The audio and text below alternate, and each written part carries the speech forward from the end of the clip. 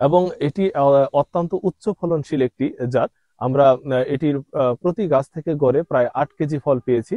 এবং এটির আরেকটি উল্লেখযোগ্য বৈশিষ্ট্য হচ্ছে এটি প্রতি বছর ফল দেয়, এবং এটি আমাদের ফল বাগানে, বিশেষ করে আম এবং পাহাড়ে যে আমাদের প্রাকৃতিকভাবে জন্মানো বনজ গাছের নিচে এটি খুব সুন্দরভাবে ফলন দেয়। এবং এটি রোপণের ক্ষেত্রে আমরা সাধারণত আমরা গ্রাফটিং এর চারাটি রোপণ করে থাকি। এটি আমরা অন্যান্য মালটা এবং আমের যেভাবে গ্রাফটিং করি সেভাবে গ্রাফটিং এর মাধ্যমে চারা তৈরি করতে পারি, তাহলে মাতৃগাছের গুণাগুণ আমাদের হুবহু বজায় থাকে। একটি পূর্ণবয়স্ক গাছে আমাদের প্রায় গড়ে আমাদের বাড়ি কফি 8 কেজির মতো ফল হয়। এবং হচ্ছে আমাদের রোপণের সাধারণত 2 বছর পর আমাদের প্রথম ফুল আসে, তবে 3 বছর থেকে আমরা নিয়মিত বাড়ি কফি 1-এর ফলন পাই। এর রোগবালাই নাই বললেই চলে। কফি একটা আসলে জনপ্রিয় পানীয়। আগে দেখা যাচ্ছে আমরা আমদানি নির্ভর কফি আমরা আমাদের যে কফি পানি হিসেবে ব্যবহার করে আসছি। 2020 সাল থেকে পাহাড়ে কফি চাষ করার জন্য প্রকল্প হাতে নিয়েছেন, এবং তখন থেকে আমরা প্রথমেই খাগড়াছড়িতে আমরা কৃষকদেরকে কফি চাষে উদ্বুদ্ধ করার জন্য কাজ করে যাচ্ছি। প্রথম দিকে কৃষকদের মধ্যে নেতিবাচক মনোভাব থাকলেও ইদানিং কিন্তু কৃষকরা কফি চাষে এগিয়ে আসছেন, এবং আমরা যেই প্রদর্শনীগুলো করেছি সেখানে দেখা যাচ্ছে যে আমাদের গাছ এখন ফুল আসছে, কোনো কোনো গাছের ফ্রুট সেটিং হয়েছে। তা আমরা দেখেছি যে গাছের ফলন ভালো। এগুলো যদি হারভেস্ট করা যায় তাহলে পরবর্তী সময় আমরা এখানেই কিন্তু কফি প্রক্রিয়া করার আমাদের যন্ত্রপাতিগুলো দেওয়ার সম্ভাবনা আছে। আমাদের কফি ও কাজু বাদাম প্রকল্পের পিডি মহোদয় বলেছেন যে কফি প্রসেস করার জন্য কৃষকের গ্রুপ গঠন করতে হবে। আমরা সেভাবে গ্রুপ কাজ করে যাচ্ছি, এবং প্রতিটা গ্রুপকে আমার কফিগুলো প্রসেস করার জন্য যন্ত্রপাতিগুলো সরবরাহ করা হবে। ইতিমধ্যে আমাদের 6টা হর্টিকালচার সেন্টারে কফি প্রসেসিং যন্ত্র দেওয়া হয়েছে।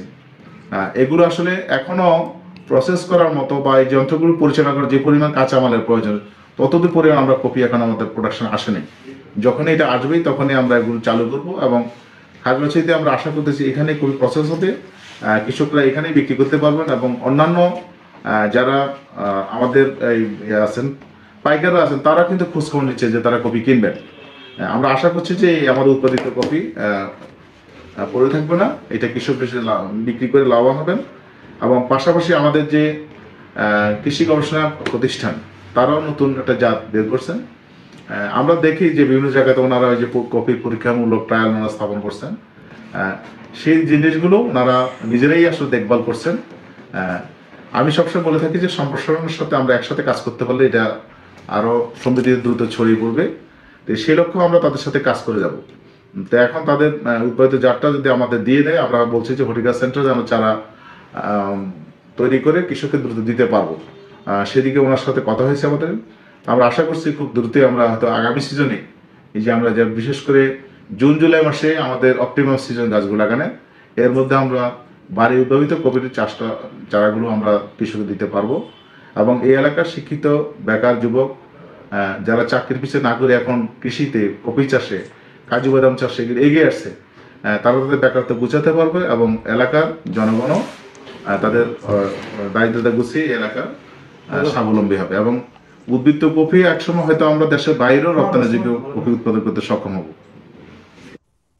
আমি কৃষি বিভাগ থেকে চারা পেয়েছি, রোবাস্তা আর এরাবিকা 2 জাতের কফি চারা পেয়েছি, এবং ওই চারাগুলো লাগিয়ে আমার বর্তমানে এখন চারাগুলো বড় হয়েছে, আর কিছু চারা আগাছা রয়ে গেছে। ওগুলো আমি কৃষি বিভাগ থেকে যদি কিছু আর্থিক পেলে আমি ওই আমার বাগানগুলো আরো ভালো করে তুলতে পারবো। ওই চারা ফলন ধরলে আমার উন্নতি হবে, আমি লাভবান হতে পারি। এখন মোটামুটি সরকারিভাবে আমি 500 চারা পেয়েছি, এবং ওরা রক্ষণাবেক্ষণ প্রথমে জঙ্গল কাটার জন্য কিছু খরচ দিয়ে দিছে, বাকি সব আমার দায়িত্বে আমি দেখতেছি। এখন কফি সারা বিশ্বব্যাপী একটি জনপ্রিয় পানীয়। তো বাংলাদেশের যে পাহাড়ি এলাকা সেটা কিন্তু কফি চাষের জন্য অত্যন্ত উপযোগী। বিশেষ করে এর যে মধ্যম উচ্চতার পাহাড় 500 থেকে 1000 মিটার উচ্চতা, এবং এর যে জলবায়ু, তারপরে এর যে মাটির প্রকৃতি এবং পাহাড়ের ঢালু জমি, এখানে যথেষ্ট পরিমাণে কফি চাষের সম্ভাবনা আছে। আমরা জানি পার্বত্য এলাকায় প্রচুর পরিমাণে আবাদযোগ্য অনাবাদি জমি রয়েছে। সেসব জমিকে যদি আমরা কফি চাষে ব্যবহার করতে পারি তাহলে আমাদের যেমন আবাদযোগ্য জমির পরিমাণ বাড়ে এবং এই উত্তর এলাকার মানুষের জীবনযাত্রার মান বৃদ্ধি পায়। কফি কিন্তু একটি রপ্তানিযোগ্য ফসল। এই ফসল যদি আমরা আমাদের পাহাড়ের যদি 1 লক্ষ হেক্টর জমিতেও যদি আমরা কফি আবাদ করতে পারি, তাহলে বছরে দেখা যাচ্ছে আমরা প্রায় 10,000 কোটি টাকার মতো কফি বিদেশে রপ্তানি করতে পারি। তো আমাদের যে অপ্রচলিত কৃষিপণ্য রপ্তানির যে অপার সম্ভাবনা রয়েছে পাহাড়ি অঞ্চলে, সেইটা আমরা এই এলাকায় কফি চাষের মাধ্যমে এই এলাকার মানুষের যে জীবনযাত্রার মান উন্নয়ন করতে পারি, এবং আমরা যে বৈদেশিক মুদ্রা অপচয় করে বিদেশ থেকে যে আমরা কফি আমদানি করি, সেই আমদানি না করে আমরা অভ্যন্তরীণ চাহিদা মেটাতে পারি এবং আমাদের দেশে উৎপাদিত কফি অন্যান্য দেশে রপ্তানি করতে পারি। আমাদের দেশের যে কফির মান এটা অত্যন্ত ভালো, আমরা এটা পরীক্ষা করে দেখেছি, এবং বাংলাদেশ কৃষি গবেষণা ইনস্টিটিউট কফির উপর যে গবেষণাগুলো করেছে তার মধ্য থেকে আমরা বাংলাদেশে চাষের উপযোগী কফির একটা জাত উদ্ভাবন করেছি, যেটার নাম বাড়ি কফি 1।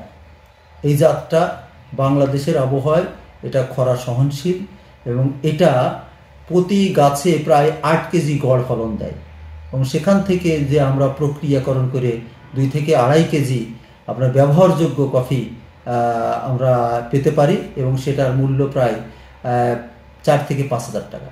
তা আমরা ছোট একটা গাছে যদি আমরা 4 থেকে 5,000 টাকার কফি উৎপাদন করতে পারি, তাহলে আমার মনে হয় কৃষকরা লাভবান হবে। আর কফি যেহেতু ছায়া সহনশীল ফসল, মানে ছায়ার নিচে ভালো হয়, সেহেতু অন্যান্য গাছের নিচে আমরা কিন্তু কফি চাষ করতে পারি।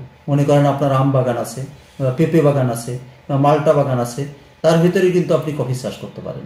তাহলে কফি চাষের জন্য আলাদা কোনো জমির প্রয়োজন হচ্ছে না। তা আমি মনে করি যে বাংলাদেশের যে পাহাড়ি অঞ্চল, এখানে কফি চাষের যথেষ্ট সম্ভাবনা আছে, এবং সরকারও একটা উদ্যোগ গ্রহণ করেছে একটা প্রকল্পের মাধ্যমে। এই প্রকল্পের মাধ্যমে আমরা কফির জাত উদ্ভাবন, কফি উৎপাদন প্রযুক্তি এবং প্রক্রিয়াকরণ প্রযুক্তি উদ্ভাবন করতে যাচ্ছি, এবং ইতিমধ্যেই একটি জাত যেহেতু উদ্ভাবন হয়ে গেছে, সেই জাতটা যদি কৃষকের মাধ্যমে কৃষি সম্প্রসারণ অধিদপ্তরের মাধ্যমে কৃষকের কাছে পৌঁছে দেওয়া হয় এবং সম্প্রসারিত হয়, তাহলে আমার মনে হয় দেশ যেমন লাভবান হবে, পাহাড়ি অঞ্চলের কৃষকরা তেমনি লাভবান হবে।